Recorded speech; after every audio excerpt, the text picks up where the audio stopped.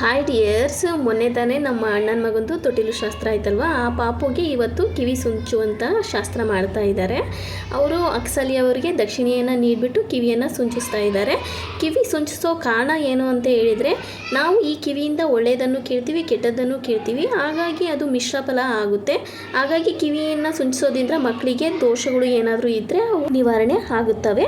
ಕುಂತಿಪುತ್ರ ಕರ್ಣ ಹುಟ್ಟಿದಾಗ ಅವನಿಗೆ ಕರ್ಣಕುಂಡಲ ಮತ್ತು ರಕ್ಷಕವಚ ಹೇಗೆ ಇತ್ತು ಅದು ನಮಗೆ ಒಂದು ರೀತಿಯಾಗಿ ಈಗ ಮಾದರಿ ಅಂತ ಹೇಳ್ಬೋದು. ಹಾಗಾಗಿ ಈಗ ಎಲ್ಲ ಮಕ್ಕಳಿಗೂ ಕೂಡ ಕಿವಿ ಸುಂಚೋದಂಥ ಶಾಸ್ತ್ರನ ಮಾಡ್ತಾರೆ. ಇಲ್ಲಿ ಅವರ ಅಣ್ಣ ವಿಕ್ರಾಂತ್ ಕೂಡ ಕ್ಲಾಪ್ಸ್ ಆಗ್ತದೆ. ಹಾಗೆ ನಮ್ಮ ಅತ್ತಿಯಮ್ಮ ಮಗಂದು ಕಿವಿ ಸುಂಚೋದು ನೋಡೋಕ್ಕೆ ಆಗದೆ ಅವರು ಪಕ್ಕಕ್ಕೆ ಹೋಗಿ ನಿಂತಿದ್ದಾರೆ. ವಿಕ್ರಾಂತ್ ಹೋಗಿ ಅಮ್ಮ ನೋಡುವ ಅಂತೇಳಿ ಕರಿತಾ ಇದ್ದಾನೆ. ಯಾಕಂದರೆ ತಾಯಿಗೆ ಅಷ್ಟೊಂದು ನೋವು, ಮಕ್ಕಳಿಗೆ ಎಷ್ಟು ನೋವಾದ್ರೂ ಕೂಡ ಸಹಿಸ್ಕೊಳ್ಳೋಕ್ಕೆ ಆಗೋದಿಲ್ಲ. ಆ ರೀತಿಯಾಗಿ ನಮ್ಮ ಅತ್ತಿಗೆಮ್ಮನೂ ಕೂಡ ಹೋಗಿ ಪಕ್ಕದಲ್ಲಿ ನಿಂತಿದ್ರು.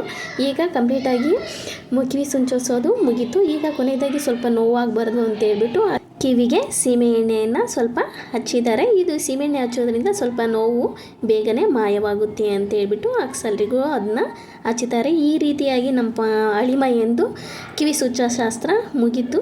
ಈ ವಿಡಿಯೋ ಇಷ್ಟ ಆದರೆ ಲೈಕ್ ಮಾಡಿ, ಶೇರ್ ಮಾಡಿ, ಸಬ್ಸ್ಕ್ರೈಬ್ ಆಗಿ. Thank you so much.